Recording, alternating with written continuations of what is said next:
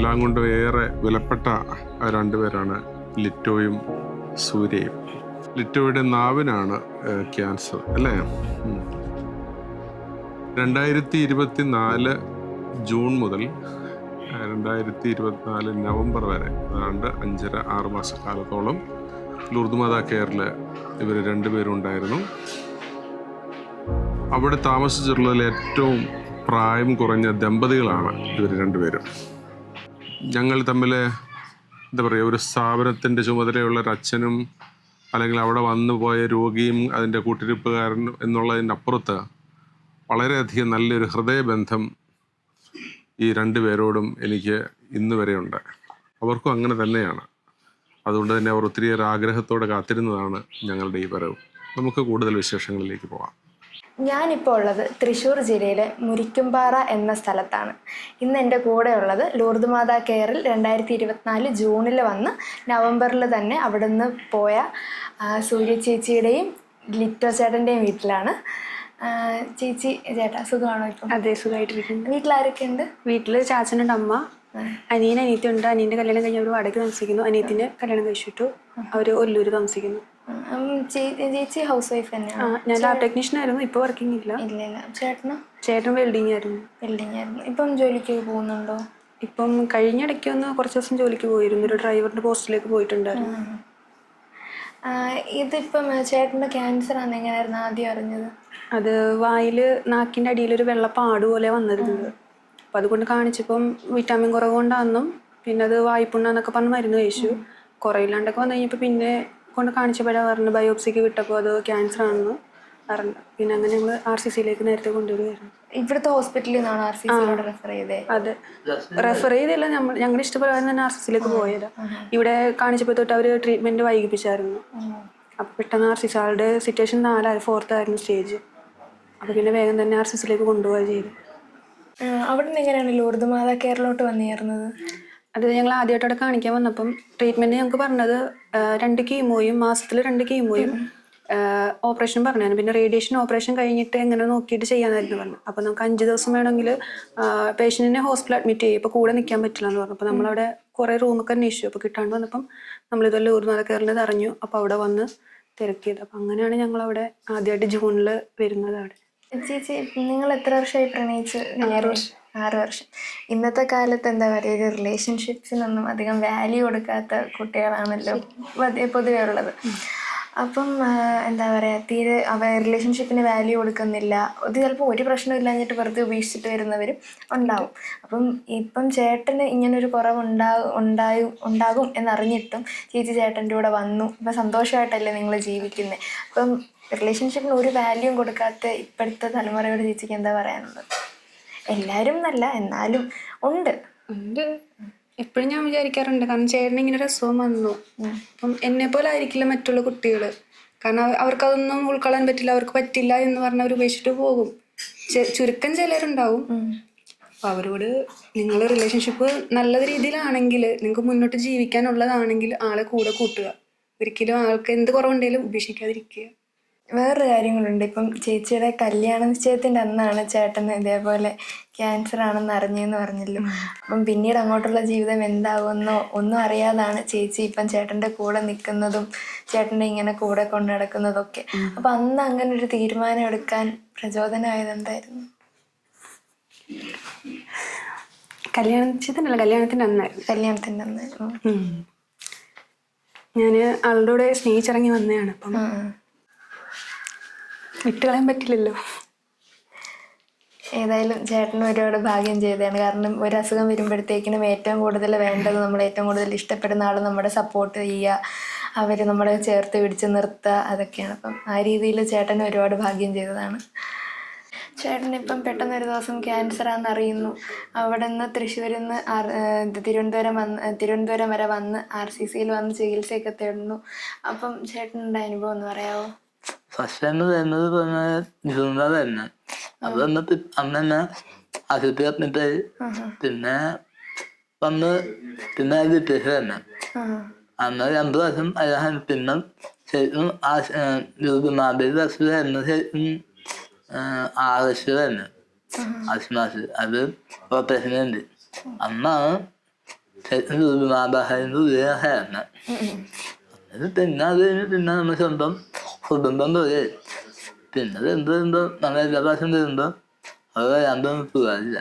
പിന്നെ അച്ഛൻ്റെ സ്നേഹം ഹരന്ന് എല്ലാം കൂടി ഇപ്പം എന്താ പറയാ നമ്മുടെ സ്വന്തം കുടുംബം പോലെ ഇപ്പം RCCയിൽ ചികിത്സയൊക്കെ എങ്ങനെ ഉണ്ടായിരുന്നു? കുഴപ്പമില്ല.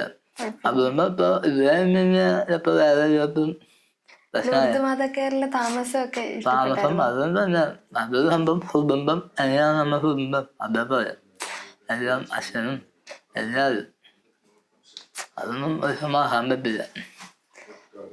ചേച്ചി ഇപ്പം RCCയിലോട്ട് വന്നപ്പോഴാണേലും ലൂർദ് കേരളോട്ട് വരുമ്പോഴൊക്കെ ആണെങ്കിലും ഒരുപാട് ക്യാൻസർ രോഗികളെ ചേച്ചി കണ്ടായിരുന്നു. ഒരുപാട് പേരോട് സംസാരിക്കുക ഇടവഴിയൊക്കെ ചെയ്തായിരുന്നല്ലോ. അപ്പം ചേച്ചിക്ക് മനസ്സിലായി കാണും ക്യാൻസർ എന്ന് പറയുമ്പോഴത്തേക്കിനും എന്താ പറയുക, ഇപ്പം പണ്ടായിരുന്നു ഭയങ്കര വലിയൊരു ഇതാണ്, ഇപ്പം കോമൺ ആയിട്ട് വന്നുകൊണ്ടിരിക്കുന്ന ഒരു കാര്യം കൂടാണല്ലോ. അപ്പം ഇത് വന്ന് ആദ്യം ഇതിനെ ചേച്ചി ചേട്ടന് ക്യാൻസറാന്ന് അറിഞ്ഞപ്പോൾ ഉണ്ടായിരുന്ന ചേച്ചിയുടെ ആ ഒരു മനോഭാവവും പിന്നെ അവരുമായിട്ടെല്ലാം ഇടപെട്ട് കഴിഞ്ഞപ്പോഴത്തേക്കിനും ഉണ്ടായ ആ ഒരു മാറ്റത്തെക്കുറിച്ചൊന്ന് പറയാമോ? ഇപ്പം നമുക്ക് അനുഭവം വരുമ്പോഴല്ലേ ഇത് എന്താന്ന് നമുക്ക് അറിയാൻ പറ്റുള്ളൂ. അപ്പൊ ആദ്യമായിട്ട് പെട്ടെന്ന് ഇങ്ങനെ ഒരു അസുഖം വരുമ്പോൾ നമ്മൾ ഒട്ടും പ്രിപ്പയർഡ് അല്ല. ഒന്നാമത് കല്യാണം കഴിഞ്ഞു, കല്യാണത്തിന് മുമ്പാണെങ്കിലും നമുക്ക് ഉൾക്കൊള്ളാൻ പറ്റുന്നൊരവസ്ഥയല്ലായിരുന്നു. അപ്പൊ ഏറ്റവും നമുക്കിപ്പോൾ എന്ത് വന്നാലും നമ്മൾക്കാണല്ലോ വലുത്. ഇപ്പൊ ഒരു പനി വന്നാലും നമുക്ക് വലുതാണത്. പക്ഷെ മറ്റുള്ളവരെ കാണുമ്പോൾ അവിടെ ചെന്ന് RCC കാണുമ്പോഴത്തേനും നമ്മുടെ രോഗമൊന്നും ഒന്നുമല്ല. കാരണം പലർക്കും പല അനുഭവങ്ങളാണ്. കുഞ്ഞുങ്ങൾ മുതൽ പ്രായമായവർ അവിടെ ഉണ്ട്. നമ്മുടെ ലൂർദ് കേരളാണെങ്കിലും അങ്ങനെ തന്നെയായിരുന്നു. കാരണം 3 വയസ്സുള്ള കുഞ്ഞുങ്ങൾ മുതൽ അവിടെ ഉണ്ടായിരുന്നു. അതുപോലെ ഉണ്ടായിരുന്നാണ് എയ്ഡൻ എന്ന് പറയുന്നത് 3 വയസ്സുണ്ടായിരുന്ന അങ്കമാലിയിലുള്ള ആ കുഞ്ഞിപ്പം മരിച്ചുപോയി. പിന്നെ അലൻ എന്ന് പറയുന്നൊരു കുട്ടിയുണ്ടായിരുന്നു, അവൻ്റെ കാലിലായിരുന്നു. അപ്പൊ അവന്റെ കാല് മുറിച്ച് കളഞ്ഞൊരു അനുഭവം ശരിക്കും നമ്മൾ കണ്ടപ്പം നാക്കൊന്നും ഒന്നും അല്ല എന്നുള്ള കാര്യം മനസ്സിലായി. കാരണം അവന് 6-ലും 7-ലും പഠിക്കുന്ന ഒരു പ്രായം മാത്രമേ ഉള്ള കുട്ടിക്ക്. അവൻ അത്രയും ധൈര്യത്തോടെ നിൽക്കുമ്പോൾ എന്തുകൊണ്ട് എനിക്ക് അത്രയും ധൈര്യം കിട്ടുന്നില്ല എന്ന് പലപ്പോഴും ചിന്തിച്ചിട്ടുണ്ട്. ഞാൻ ധൈര്യം കൊടുത്തും സ്വയം ധൈര്യം ഇതായിട്ടാണ് ചേട്ടന് ഇത്രത്തോളം എനിക്ക് കൊണ്ടുവരാൻ പറ്റിയത്. ചിലർക്ക് അതിന് പറ്റുന്നില്ലായിരിക്കുമല്ലോ. എന്ത് വന്നാലും പെട്ടെന്ന് ഡൗൺ ആയി പോവുക, ഇനി എന്താ തീർന്നു, അതോടെ ജീവിതം തീർന്നു എന്ന് വിചാരിക്കുന്നവരായിരിക്കും ഭൂരിഭാഗം പേരും. അപ്പോൾ അവരോടൊക്കെ ചേച്ചിക്ക് എന്താണ് പറയാനുള്ളത്? അങ്ങനെ ഒരിക്കലും ജീവിതം നമുക്ക് തീരുന്നില്ല. നമ്മൾ പ്രത്യാശ ഇരിക്കുക, ദൈവത്തിൽ നമ്മളെല്ലാം ഏൽപ്പിക്കുക. സ്വയം മനസ്സിൽ ധൈര്യം വേണം, നമുക്ക് പിടിച്ചു നിൽക്കണം. കാരണം നമ്മൾ ഡൗൺ ആയാൽ നമ്മുടെ കൂടെ നിൽക്കുന്ന ആള് പെട്ടെന്ന് ഡൗൺ ആയി പോകും. അപ്പം നമ്മൾ അവരുടെ മുന്നിൽ വിഷമം കാണിക്കാതിരിക്കുകയും, അതായത് നമ്മളൊന്നും ഡൗൺ ആയി പോകരുത് അവരുടെ മുന്നിൽ. അപ്പം നമ്മൾ ധൈര്യം പ്രാപിച്ച് ദൈവത്തോടെല്ലാം പ്രാർത്ഥിച്ചിട്ട് ആളെ നമ്മൾ നല്ലപോലെ കെയർ ചെയ്യുക. ഇതൊന്നും ഈ ഒരു ചെറിയൊരു പനി വരുന്ന പോലെ തന്നെയുള്ളൂ ഇപ്പോൾ ഇത്. അപ്പം അതുകൊണ്ട് പേടിക്കാണ്ട് ദൈവത്തിൽ പ്രാർത്ഥിച്ചൊക്കെ നിന്ന് മുന്നോട്ട്. ഇത്രയും നേരം ഞങ്ങളുടെ കൂടെ സമയം ചെലവഴിച്ച സൂര്യ ചേച്ചിക്കും ലിറ്റോ ചേട്ടനും ഒരുപാട് നന്ദി. നിങ്ങൾ ഇനിയും ഒരുപാട് വർഷം ഇതുപോലെ തന്നെ സന്തോഷത്തോടെ നിങ്ങളുടെ ജീവിതം ജീവിച്ച് പൊക്കോട്ടെ. അതുപോലെ തന്നെ പ്രാർത്ഥനയിൽ മറ്റു രോഗികളെയും ഓർക്കുക, അവർക്ക് വേണ്ടിയും പ്രാർത്ഥിക്കുക. Thank you. ഈ വീട്ടിൽ വരാനായിട്ട് പറ്റിയതിൽ നല്ല ദൈവത്തിന് നന്ദി പറയുന്നു. എൻ്റെ മനസ്സിൽ പെട്ടെന്ന് വരുന്ന നിങ്ങളുടെ ഈ ഒരു സാഹോദര്യവും എല്ലാം ഇങ്ങനെ കൂടിച്ചേർന്ന് നിൽക്കുന്നൊരവസ്ഥയാണ്. അമ്മ ലിസി, അതുപോലെ അപ്പനെ എങ്ങനെ വിളിക്കുന്നത്, അപ്പ എന്നാണോ? ചാച്ചൻ ജോണിച്ചന്, അതുപോലെ സഹോദരൻ ലിൻഡോ, അതുപോലെ നമ്മുടെ ലിസിയുടെ ആങ്ങളയുടെ ഭാര്യ ബിന്ദു, അങ്ങനെ എല്ലാവരും ഇതിൻ്റെ അകത്തുണ്ട്. നമ്മൾ ശരിക്കും പറഞ്ഞാൽ ലിറ്റോയ്ക്ക് എത്ര വയസ്സുള്ളപ്പോഴാണ് അമ്മ ഈ രോഗത്തെക്കുറിച്ച് അറിയുന്നത്? 2 വർഷമായിട്ട്. ഇപ്പം ലിറ്റോയ്ക്ക് എത്ര വയസ്സായി?